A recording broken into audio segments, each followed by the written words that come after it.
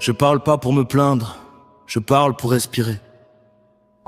J'ai longtemps cru que la vie privée devait rester fermée, que souffrir en silence était une preuve de force, mais à force de me taire, j'ai compris que le silence pouvait tuer plus sûrement que les mots.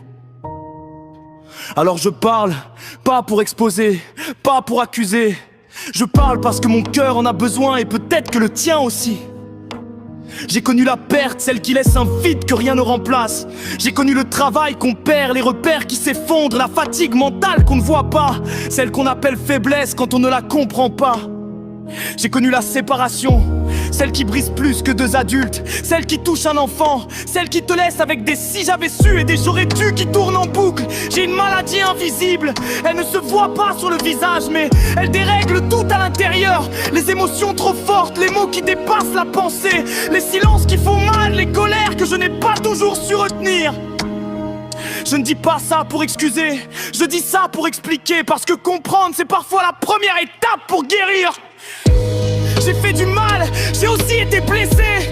Et dans ce monde on oublie trop vite que chacun porte son propre combat. On conseille sans connaître, on juge sans comprendre, on croit aider alors qu'on enfonce.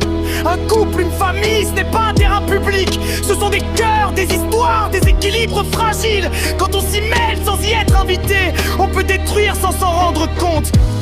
Et au milieu de tout ça, il y a les enfants. Eux ne choisissent rien, ils ressentent tout, ils méritent l'amour, la stabilité et surtout la vérité un jour, quand ils seront prêts à l'entendre.